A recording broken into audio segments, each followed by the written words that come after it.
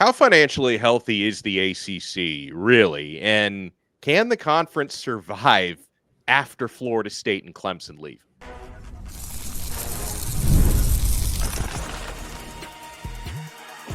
You are Locked On ACC, your daily podcast on the Atlantic Coast Conference. Part of the Locked On Podcast Network, your team every day. Just so we're clear, no, there is no imminent departure for Florida State and Clemson, but it's going to happen at some point. By the way, shout out to the everydayers for making Locked On ACC your first listen and your first watch. We're available free wherever you get your podcasts. We're free on YouTube. We're part of the Locked On Podcast Network, your team every day. Today's episode is brought to you by Game Time. Download the Game Time app, create an account, and use code LOCKEDONCollege for $20 off your first purchase. Terms apply. He's Kenton Gibbs from Locked On Wolfpack. I am Alex Donno from Locked On Canes. On this episode of Locked On ACC, the preseason media poll is out. Did the reporters get it right or did they get it wrong with the ordered finish 1 through 17 of every ACC football team? We'll talk about it. We'll critique it. We'll overreact to it, I'm sure. But Kenton, I want to start with this on the financial future and present, really, of the Atlantic Coast Conference. I was reading a great article in the News Observer. And of course, a lot of these numbers were revealed last week at the ACC Kickoff. You know, Jim Phillips spoke glowingly about the financials, and the financials are objectively good in the ACC. But then when you start comparing them to a couple of other conferences, that's when they don't look as good. But here's what they wrote in the News Observer. It's not so much a money problem as it is a problem of having enough money, as judged by conference commissioners and everyone from school presidents and administrators to boosters and fans. And if there's one thing college sports has underscored again and again, it's that more is never enough. The ACC has become Exhibit A of that reality amid the lawsuits threatening its future. ACC revenue has increased more than 50% over the past 5 years. It's up more than 200% over the past 10 years, more than 330% over the past 15 years, and almost 550% over the past 20. And yet in their lawsuits, both Florida State and Clemson have essentially accused the conference of financial mismanagement, of failing its members as television money has become more and more lucrative, they write. So it's interesting the way that they put it, Kenton. It's like if you were to just look at the ACC's financials in isolation, you would say, wow, that's a successful, booming, growing business. And growth is always the most important thing in corporate America.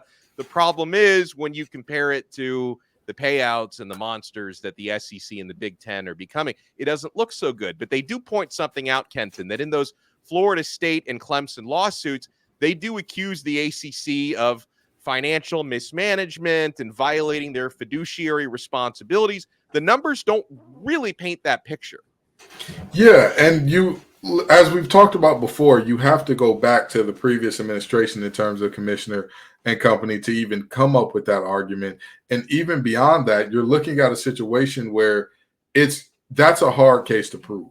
It's hard to prove that there was a systemic from the top down, unequivocal failure to the point where it's like, hey, there is no way a judge can rule against this. It's very clear that they did not do what they were supposed to do, not in terms of, hey, we took a bad bet, but in terms of you were negligent.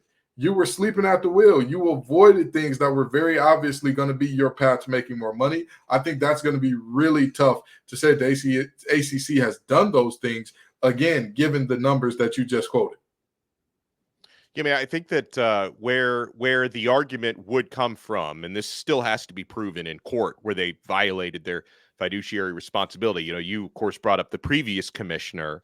If he really did cut a below-market sweetheart deal for his son, Swafford Jr., who was an executive at Raycom, if he really cut a deal that he could have gotten a better deal with an open competition, then yeah, I could see that. That obviously, you know, is going to be a big cornerstone in these lawsuits between Florida State and the ACC, Clemson and the ACC. And hopefully we get down to the bottom of that, because obviously for anybody who's got a horse in the race in the ACC, you would like to know that they're making the most possible revenue. You know, another interesting angle has come up because, again, I don't know how excited ACC fans are to welcome in Cal and Stanford and SMU, maybe SMU a little bit, but it's kind of kind of been met with like a ho-hum. Okay, who cares? 3 more teams, but they're not like seismic needle-moving teams we've out of the conference. But so this X account, Genetics 56, who's the guy who just all he does is tweet all day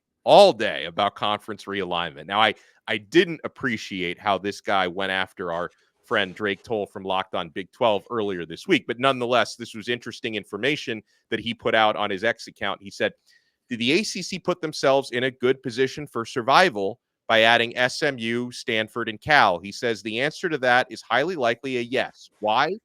Based on the language used in an older TV agreement between ESPN and Conference USA, and based on FSU's complaint against the ACC, staying above 15 teams will not likely materially harm the financial impact of the TV agreement with the ACC. In other words, ACC schools are unlikely to see a big decrease in their media rights revenue with the exit of FSU and Clemson. So in essence, adding those 3 teams may have kind of saved the conference. Right? I know Florida State and Clemson weren't too happy about it, but Kenton, I think the ACC, they obviously, when they lose Florida State and Clemson, whether that happens 2, 3, 4 years down the road, they're going to be in a worse situation, not a better situation. But I don't think it's going to spell the literal end to the conference. I mean, like I've always said, this is much more akin to the Big 12 without Texas and Oklahoma than it is the Pac-12 without USC, UCLA, Oregon, and Washington. That's just the reality of what we're looking at here. And that's why I'm very firm on the fact that perception and reality are not matching up at the moment. There's a deep perception of, hey, there's something going on. There's something in the water that is not quite right here. There's something that's not quite passing the smell test with the ACC in terms of success or lack thereof. However, the numbers are bearing out objectively. They're doing their thing. Phillips is doing his thing. He's showing up for this conference in the way that he's supposed to. So I don't really see a way that people can look at the addition of these teams and say, oh, my God, it was a terrible thing knowing what we know now. Yeah, absolutely. And also, this goes back to what Phillips said a week ago about how he's going to fight as long as it takes or in these court battles with Florida State and Clemson. The reason why, I think the big reason why he's got to do that, it's not because he expects them to stay. I think Phillips knows as well as we do, it's inevitable that Florida State and Clemson are going to get out. But for Phillips, if he makes sure that it takes as long as possible for them to get out and the fee is as high as possible, if you can keep the rest of the teams together, because listen, again, and to that point that Genetics 56 made, the ACC could survive without Florida State and Clemson, but could they survive without Florida State, Clemson, North Carolina, Virginia Tech, Miami? Like, no. So they've got to try to keep as many of the current schools in as they possibly can. That might save the conference. Absolutely. And like I've said, that the situation with Florida State and Clemson, this is an example setter. You have to make it clear. You cannot leave this conference scotch-free. If you want to leave, fine. Pay us out our 9 digits. Go on about your way. Go on about your way. Because, again, that's a big enough deterrent to where most schools are like, we don't have that in the conference and we don't want to do what it takes to get that. We don't want to bank on private equity to get that. Because, again, private equity is always going to get their money back with a little something on the back end of it. So even if we were to say, oh, they'll give you this for a 0% interest loan, how many years do you say a Wake Forest? How many years do you say Syracuse? How many years would you say a lot of these brands, thinking of a Duke, how many years would you have to be good, or not even Duke because they're a private school and I'm sure they got a ton in the conference. But in terms of many schools in the ACC, how many years of being in the positive do you have to bank on in order to say we're going to make enough to pay back X amount of money? That's kind of closing that gap and chasm between us and the Big Two. The reality is these teams are not here because of friendship and because they like each other. They are here because they are held together by a contract. And if a precedent is set that, hey, Jim Phillips is not a fighter, he'll roll over and let you out at the first sign of trouble, then like you said, it's not whether or not you can survive without Clemson or Florida State. It's can you survive without Clemson, without Florida State, without Dirty Foot Club, without Duke, without NC State, without Miami, without all of these teams who now feel like they can find greener pastures elsewhere without having to pay a fee to get out.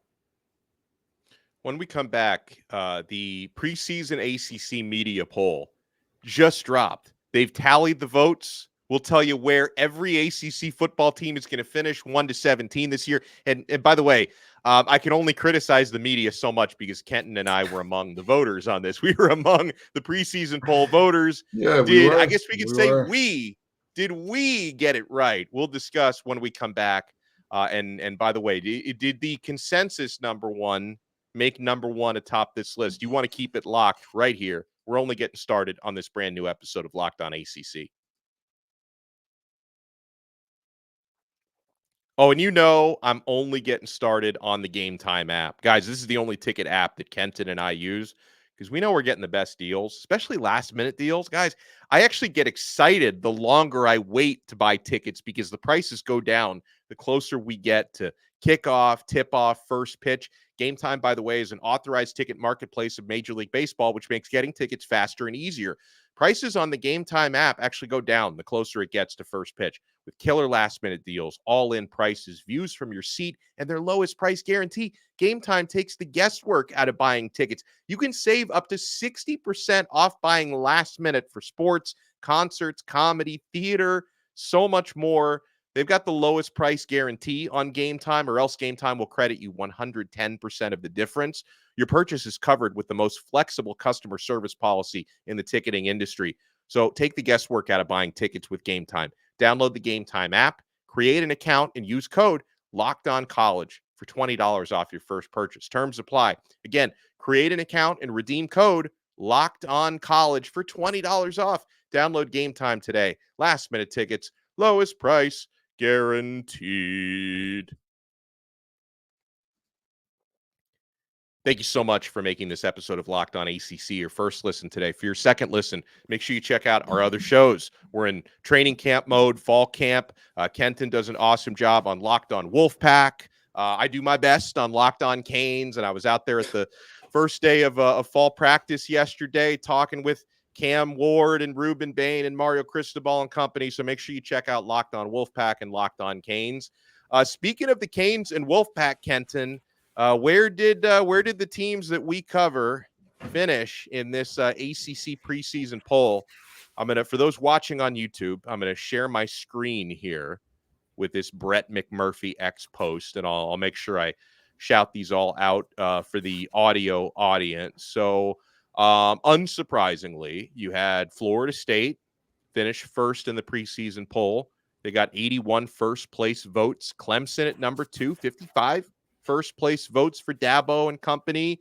Miami at number 3, 17 first place votes. I was one of those. I don't know who the other 16 were, but I was one of those for Miami. By the way, Florida State and Clemson were also in my top 3. So same top 3, just I put Miami on top of mine. NC State at number 4, Kenton. I had mine the same way. I had NC State at number 4 as well on my poll. How does that compare with your top 4, and where did you have the Wolfpack? Yeah, the top 4 were very similar for me. I had the Wolfpack I believe I had the Wolfpack winning it with Florida State at number 2. There you go. Listen, man, somebody's got to stand up for their teams. I'm going to tell you this, though. I'm going to tell you this, and I mean this from a very genuine standpoint. In terms of looking at that top 4, I think whichever way you cut it, whichever way you slice it, there's a resounding belief that those are going to be your top 4. Any order you want to put them in, that's up to you. If you believe K. Klubnik has got his act together, you'll want to put them at 1. If you believe the DJU ceiling is a lot lower than we think, and maybe so is this floor, you will want to knock Florida State out number 1. If you believe in Williams and Brown out wide for Clemson as well, that's another thing that could get them there. Miami, if you believe that the talent can be coached well enough that the coaching won't lose them games, you would have them there. And, of course, NC State, you think that the offensive pieces are going to be just fine. That linebacker core is going to come along a little bit from what we saw in the spring game. So all 4 of these teams have arguments. I don't think that any of these 4 teams you would say, oh, that's malarkey. There's no way. I'd be shocked, appalled, crying, and throwing up if I saw them at the end of the year in Charlotte. What would you say for Florida State? Is their best argument being that we know they can do it, and we know Mike Norvell can do it because they just won the conference last year? Do you think a lot of it is that, or a lot of it is like truly believing in their talent. And I take nothing away from their talent, Kenton. There's obviously a lot of new faces there on that team, a lot of transfers, but good players, like very, very good additions that they've made. Florida State always has a great defensive secondary. But do you think a lot of the reason why they get, almost 30 more first place votes than anybody else is we just saw them do it last year?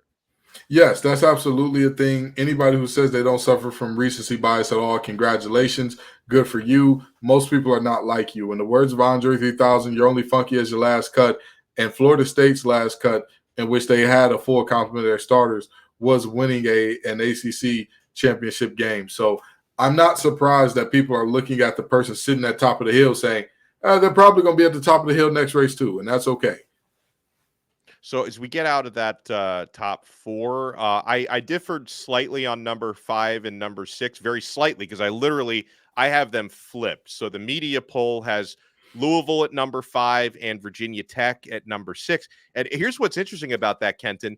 Virginia Tech got 5 first-place votes. Louisville got 0 first-place votes, yet they still are in front of Virginia Tech in that poll. But I had the Hokies at number 5. I'm a big believer in Kyron Drones, as you know, and I'm also a big believer in not only their defense, but the Hokies special teams. I think it's going to start to look a little bit more like Beamer ball this year. Beamer ball is back, baby. Beamer ball is back. I'm going to tell you something. I mean this from the bottom of my heart. Seeing Virginia Tech be good at special teams makes my heart smile to a level that's a little insane. The lunch pail still being there. That is a program with an identity. And I think what Louisville not having any first place votes despite being higher than Virginia Tech says is the idea that we've talked about before in terms of ceiling and floor, right? I think that everybody sees Louisville's floor as being much higher than Virginia Tech's. However, I don't think people see Virginia Tech or Louisville as having as high of a ceiling as Virginia Tech does. All right, so moving on through the top 10. So the media poll has, again, FSU, Clemson, Miami 3, NC State, Louisville 5, rounding out the top 5. Then they've got Virginia Tech. And then at number 7, I actually voted this one the exact same way, Kenton, SMU at number 7. While I don't, maybe I'm wrong. I don't take SMU seriously as like a contender to win the conference. Because of their step up in competition, but I do believe in their offensive talent, and I think that's going to be a football team that's going to score a lot of points, and they have a very easy schedule this year. Yeah, and we talked about this team before in terms of their wide receiver core really is one of the best in the ACC. That's not an exaggeration. That's not us saying, oh, well, they should be. And the only thing that you can question this team about is how will they look taking a step up in conference. Yes, they've played against Power 5 or Power 4 now teams well in the past, but you're asking you this team, can they do it week after week after week after week over the course of an entire season? To me, that's the biggest question. Can they hold up in the trenches for all of those games? And that will determine what their season will be. So number 8 and number 9, again, I had it the same two teams, but flipped on mine. So the media poll has UNC, the old Dirty Foot Club, as you say, at number 8, with Georgia Tech at number 9. Georgia Tech, by the way, got 1 first-place vote, so probably somebody who hopped over from Atlanta to Charlotte who cast their vote for that. So I had Georgia Tech at 8 and UNC at number 9, and a big part of the reason is I believe in Georgia Tech's quarterback play a lot more than I believe in UNC's this year. And that makes sense. Haynes King is primetime ball. I don't care what anybody says about him. Yes, there are some moments where you're like, hey, just take the sack, make a better read right here, make a better decision. When he is rolling at his highest clip, him to Haynes, the receiver, they're tough to stop. They're extremely tough to stop. And again, I think he has got that program moving in the right direction as opposed to what Mac Brown has going on over in Chapel Hill. So, and this, okay, at number 10, this one's interesting to me. So not only does Cal, newcomer from Berkeley, crack the top 10 in their first season in the ACC, but Kenton, they got 2 first-place votes. And you remember, we pulled up on Monday's episode, I think it was, we pulled up the X post from that Cal fan who said, nobody in the ACC scares me. Right. They're going to run the table in the cut. Maybe he had a vote, whoever that guy was, because they got 2 first-place votes. Now, this is the first one where, like, I personally, and I'm not saying my ballot is like some holy, thing, but this is where I differed quite a bit from the consensus, because I had Cal 14th on my ballot. Maybe I did them a little injustice at 14th, but 10th with two first place votes. Maybe they'll prove me wrong, but it seems a little high. I do not understand this idea that somehow Cal is going to come over here and dominate. I do not understand it. I do not get it. It makes no sense to me. Listen, we're going to have you on the show, and you know who I'm talking about, my man who made the tweet that we talked about. There's no need to pull up to Charlotte and cast a ghost vote like this. We're going to bring you on. We're going to ask you to tell us why we're wrong about Cal. Because I, too, had Cal near the bottom, okay? With all due respect, I think that Jay Knott is excellent. I think that a good running game matters, and he could definitely be a game changer in the ACC.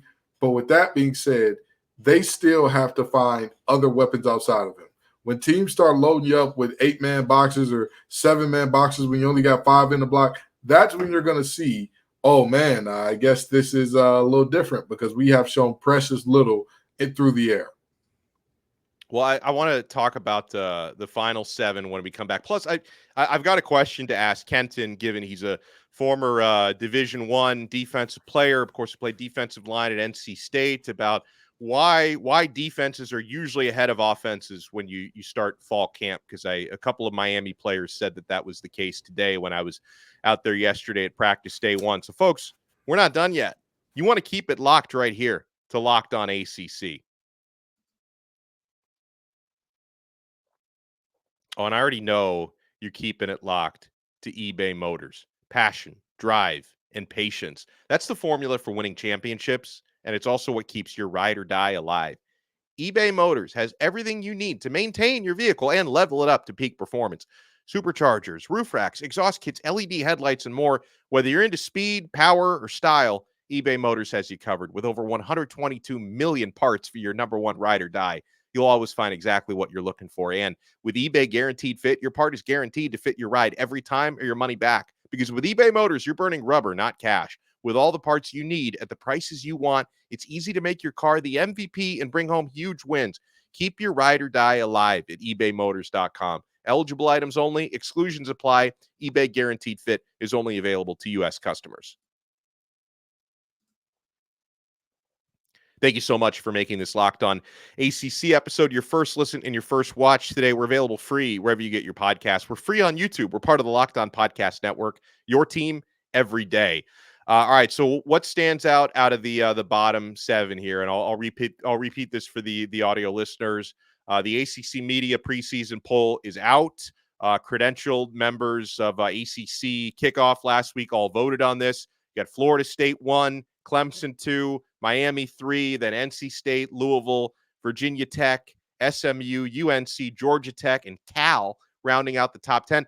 Then you've got Duke at 11, Syracuse 12, Pitt 13, and then this one, Kenton, Boston College. I'm not arguing with their spot here at number 14. That seems fair, but they got a first place vote. Like, who in good conscience showed up to the ACC Kickoff last week and said, yeah, BC, they're going to pull it off. Forget about Miami. Forget about Clemson. Boston College is winning it all. I think you're muted, by the way. I know exactly who did it. That was Black? Alante James Black. That's who it was. That's who it was. AJ, stop doing that. Listen, even Bill O'Brien feelings aside, okay? Even Bill O'Brien feelings completely aside. I love Castellanos. I really, really do. I promise you, in terms of people who would not declare themselves Boston College fans, I don't think there's a single person in the country who did not get paid to do it that watched as much of Thomas Castellanos as I did. From the Northern Illinois game all the way through the end of the season, I had to see it anytime I could watch him on TV. Yeah. That team around him is feckless, to say the least. Yeah. The more that I watch them, the more that I'm like, how did they get to a bowl game? What was going on? How did they do it? Don't get me wrong. Defensively, they did improve throughout the season. But I'm sitting here saying to myself, the belief that Boston College of all teams, of the bottom 7 teams, they're not even a team that I would pick to surprise people. They're nowhere near the team I would pick to surprise people. So I'm very, very confused by that. But more power to them, and more power to whoever's finger accidentally slipped on a button and went to Boston College. So then Wake Forest at 15, Virginia 16, Stanford dead last at 17. But I want to follow up with you. So which of the teams in the bottom 7 would be the one you say is going to surprise people? All right, people are going to be upset at me for this because I've been a defender of this guy for a long time, and his seat is getting a little warm up there in Pittsburgh. But Nate Yarnell's season, wow. I have a feeling. I don't think that they'll pop out and win the ACC. I think they can be much better than the 13th best team in the ACC. I think I don't know why. I have a feeling that nobody circles the wagons quite like Coach Narduzzi. And I feel like when his back is against the wall, he's going to put on a coaching masterclass here. And this is one of the things I can admit, I don't have a ton of evidence to support this. This is just 100%. I'm a football guy. There's a gut feeling here. But with all the rest, I don't see much either by way of talent to say, you all are head and shoulders above Pitt. Like, I just don't see it. So I think Pitt could be a team that surprises folks this year. You heard it here first, folks. All right, so I was out Wednesday at the first day of Miami Hurricanes training camp, and so back going to spring, I covered every spring practice, Kenton, and the offense, Miami's offense led by Cam Ward, they probably won more spring practices than the defense did, but on day one, here's Cam Ward saying it, and then Ruben Bain giving the defensive perspective. Miami's defense took the first day. They up right now. They are 1-0, I believe. We weren't explosive as an offense today as we need to be. And, we just didn't play our brand of football the whole time. We had spurts of it here and there, but we got to be consistent. That's the biggest thing for us. So they are 1-0. Yeah, 1,000%. We were getting after it from 7 on inside runs all the way to the last team call it. A lot of young guys scored some interceptions. A lot of guys made some plays from the second level all the way to the D-line. So we look pretty good as a whole unit, but I'm pretty sure the offense is going to try to bring it tomorrow, so we all looking forward for another game. Now, all my years covering football, Kenton, and you played, I sat on the sidelines and watched. Usually early on in training camp, first day of fall camp, usually the defense is ahead of the offense. Was that your experience when you played, and why is that? Of course, and it's because defense and offense are so different by nature. The offense's advantage is knowing where they're going to go before the defense knows. Now, defense is all about reaction, and that's what we're better at doing. When offenses first get into fall camp, they have a very condensed version of the playbook. They have very simplistic reads. It's very much so. You're not seeing a ton of double moves in day one of install. You're not seeing trick plays in day one of install. You're not seeing things to take advantage of a defense's over-aggression, which we all know day one of camp is going to bring out that over-aggression. It's going to bring out that it's been a while since I put my pads on and knocked somebody's stuff loose. It's going to bring that out, but you don't have the proper things to counter that day one offensively. So it's normal for defenses who, again, their specialty is that read and react kind of backyard, junkyard football thing, as opposed to offenses. There's supposed to be some refinement. There needs to be timing. There needs to be rhythm. There needs to be, okay, this is how I'm going to get this going, which is definitely an exact opposite end of the spectrum of defense, which is why early camp, especially day one, lends itself to the defense. I like what Bain said at the end, that he knows the offense is going to try to write the score in day two. Always a great time when you guys join us here on Locked On ACC. If you're watching on YouTube, make sure to smash that like button, subscribe. If you listen to the audio version, make sure you subscribe on Apple Podcasts, Spotify, wherever you get your pods. Make sure not only to make our other shows your second, third listen, make sure to also check out Locked On College Football with Spencer McLaughlin, who does an awesome job. So between Locked On ACC right here, Locked On Wolfpack, Locked On Canes, Locked On College Football, there's something for everybody. And we will talk to you again next time on another episode of Locked On ACC. We're part of the awesome Locked On Podcast Network, your team every day.